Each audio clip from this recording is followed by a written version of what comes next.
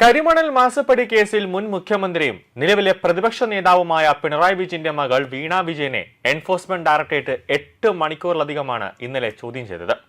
ചോദ്യം ചെയ്തപ്പോൾ വിദേശ ബാങ്ക് അക്കൗണ്ടുകളെ കുറിച്ചുള്ള ചോദ്യങ്ങൾക്ക് മുന്നിൽ അവർക്ക് കൃത്യമായ മറുപടി നൽകാൻ കഴിഞ്ഞില്ല എന്നാണ് സൂചന. വീണയുടെ ഉടമസ്ഥയിൽ അബുദാബിയിൽ ഉണ്ടായിരുന്ന ബാങ്ക് അക്കൗണ്ടുകൾ മുമ്പ് തന്നെ ക്ലോസ് ചെയ്യപ്പെടുകയും അതിലെ വിവരങ്ങൾ മുഴുവൻ ബാങ്കുകൾ തന്നെ ഡാറ്റയിൽ നിന്ന് പൂർണ്ണമായി നീക്കം ചെയ്യുകയും ചെയ്തതായാണ് പുറത്തുവരുന്ന അണിയറ സംസാരങ്ങൾ. അതിനെപ്പറ്റി ED വീണയോട് ചോദിച്ചപ്പോൾ വീണ ഒരക്ഷരം പോലും മിണ്ടാതെയിരുന്ന് വിറക്കുന്ന ഒരു കാഴ്ചയാണ് EDയുടെ ചോദ്യമുറിയിൽ ഉണ്ടായിരുന്നത്. എന്നാൽ വിദേശ ബാങ്ക് അക്കൗണ്ടുകളിലെ ഈ സുപ്രധാന വിവരങ്ങൾ ഇല്ലാതാക്കാൻ ശ്രമിച്ചത് തന്നെ വീണയ്ക്ക് ശക്തമായ ഒരു നിയമക്കുരുക്കായി മാറുമെന്ന കാര്യത്തിൽ യാതൊരു സംശയവുമില്ല. അറസ്റ്റ് ചെയ്യാനുള്ള ഒരു കച്ചിത്തുരുമ്പ് വീണയ്ക്കെതിരെ EDയുടെ കയ്യിലേക്ക് കിട്ടിയിട്ടുണ്ട്. ഇന്നലെ വേണമെങ്കിൽ അറസ്റ്റ് ചെയ്യാമായിരുന്നു, പക്ഷേ ഒരു തവണയും കൂടെ ചോദ്യം ചെയ്ത് എല്ലാം കൃത്യമായതിനു ശേഷം അറസ്റ്റ് ഉൾപ്പെടെയുള്ള നടപടികളിലേക്ക് കടക്കാം എന്നാണ് ഡൽഹിയിൽ നിന്നും ലഭിക്കുന്ന വിവരങ്ങൾ. ഒരു ഇന്ത്യൻ പൗരൻ വിദേശത്ത് ബാങ്ക് അക്കൗണ്ട് തുറക്കണമെങ്കിൽ ഭാരതീയ റിസർവ് ബാങ്ക് അതീവ കടുപ്പമേറിയ വ്യവസ്ഥകളോടെ മാത്രമാണ് അനുമതി നൽകുന്നത്. സാധാരണ നമ്മൾ ഏതെങ്കിലും ഒരു സംസ്ഥാനത്ത് പോയി ചെന്ന് ഏതെങ്കിലും ഒരു ബാങ്കിൽ തുറക്കുന്നത് പോലെയല്ല വിദേശ രാജ്യത്ത് ചെന്ന് ഒരു ബാങ്ക് അക്കൗണ്ട് തുറക്കുക, അതും ഒരു ഇന്ത്യൻ പൗരൻ എന്ന നിലയിൽ. അതിന് കുറെ ശക്തമായ കുറെ നിയമ സംവിധാനങ്ങളുണ്ട്. അതെല്ലാം പാലിച്ചു വേണ്ടി മാത്രമേ തുറക്കാൻ പറ്റുകയുള്ളൂ. വിദേശ വിനിമയ ചട്ട നിയമത്തിന്റെ പരിധിയിൽ നിന്നുകൊണ്ട് പണമിടപാട് പദ്ധതി വഴി പ്രത്യേക ആവശ്യങ്ങൾക്കായി ഒരു ഇന്ത്യൻ പൗരൻ ഒരു വർഷം പരമാവധി $2.5 ലക്ഷം മാത്രമാണ് ഇന്ത്യയിൽ നിന്ന് വിദേശ അക്കൗണ്ടിലേക്ക് അയക്കാൻ പരമമായി അല്ലെങ്കിൽ നിയമപരമായി സാധിക്കുക. പഠനം, യാത്രകൾ, ചികിത്സ, ഇൻഷുറൻസ്, ചെറിയ തോതിലുള്ള നിക്ഷേപങ്ങൾ എന്നിവയ്ക്ക് വേണ്ടി മാത്രമാണ് ഈ തുക വിനിയോഗിക്കേണ്ടതെന്നാണ് പല വിദേശ വിനിമയ കേസുകളിലും സുപ്രീം കോടതി തന്നെ മുമ്പ് വ്യക്തമാക്കിയിട്ടുള്ളത്. വിദേശത്ത് നേരിട്ട് പണം സ്വീകരിച്ചാൽ കടുത്ത കുറ്റമാണ്. EDയുടെ മുന്നിൽ തെറ്റുകാരാണ്. ഇതിനേക്കാളെല്ലാം ഉപരിയായി ഏറ്റവും നിർണായകമായ മറ്റൊരു നിയമവ്യവസ്ഥ കൂടിയുണ്ട്.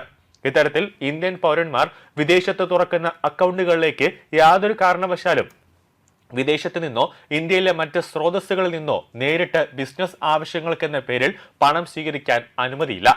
അതുകൊണ്ട് തന്നെ വീണയുടെ വിദേശ അക്കൗണ്ടുകളിലേക്ക് മാസപ്പടിയായോ മറ്റ് സേവനങ്ങളുടെ പേരിലോ ഏതെങ്കിലും തരത്തിലുള്ള വിദേശ പണം വന്നിട്ടുണ്ടെങ്കിൽ അത് കടുത്ത വെളിപ്പെടുത്താത്ത വിദേശ വരുമാന ആസ്തി നിയമത്തിന്റെ, അതായത് കള്ളപ്പണ നിരോധന നിയമപരിധിയിൽ നേരിട്ട് വരും.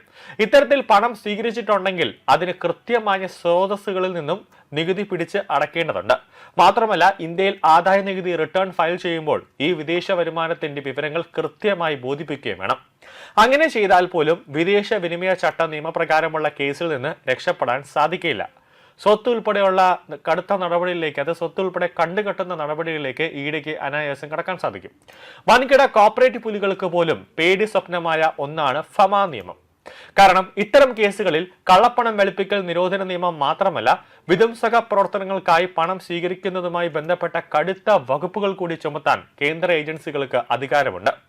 അച്ഛന്റെ നിർദ്ദേശപ്രകാരം ഒരു കമ്പനി ഉണ്ടാക്കി മാസപ്പടി വാങ്ങി എന്നതിനപ്പുറം വീണയ്ക്ക് വലിയ രീതിയിലുള്ള സാമ്പത്തിക പരിജ്ഞാനമോ ക്രിമിനൽ ബുദ്ധിയോ അല്ലെങ്കിൽ ഒരു ബിസിനസ് നടത്താനുള്ള ഒരു വകതിരിവോ ഉള്ളതായി സോഷ്യൽ മീഡിയയിലെ രാഷ്ട്രീയ നിരീക്ഷകർ ഒന്നും തന്നെ വിലയിരുത്തുന്നില്ല. അച്ഛൻ മകക്കിട്ട് 8ന്റെ പണി കൊടുത്തു എന്നതാണ് യാഥാർത്ഥ്യം. മകളെ ചോദ്യം ചെയ്ത് മകളെ ഒന്ന് ജയിലിൽ അറയ്ക്കുള്ളിലാക്കിയതിനു ശേഷമായിരിക്കും ഇനി ED അടുത്ത അച്ഛനെയും കൂടെ ചോദ്യം ചെയ്യാനായിട്ട് വിളിപ്പിക്കാൻ പോകുന്നത്. കഷ്ടകാലത്തിന് സ്വന്തം കുടുംബം തന്നെ വലിയൊരു കെണിയിലേക്ക് വീണയെ തള്ളിവിടുകയായിരുന്നു എന്ന ചർച്ചകളും ഇപ്പോൾ സജീവമാണ്.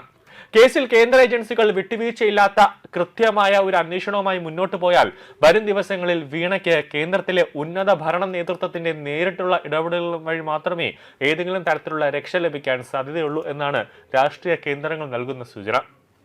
പിണറായിയും ഇതിൽ തെറ്റുകാരനാണ്. അത് തുടക്കം മുതൽ തന്നെ ഷോൺ ജോർജും മാത്യു കുഴൽനാടനും പറഞ്ഞതാണ്. വീണ ഒരു ചെറിയ ഒരു അറ്റമാണ്. ഇതിന് പ്രധാനപ്പെട്ട ഒരു അറ്റം, ആ അറ്റം കൂട്ടിയോജിച്ച് പൂർണ്ണമാക്കണമെങ്കിൽ പിണറായിയും കൂടി ചോദ്യം ചെയ്ത് അകത്തേക്ക് പോയാൽ മാത്രമേ ഈ കേസിൽ ഒരു അന്ത്യമുണ്ടാകൂ എന്നാണ് ഷോൺ ജോർജ് പറയുന്നത്.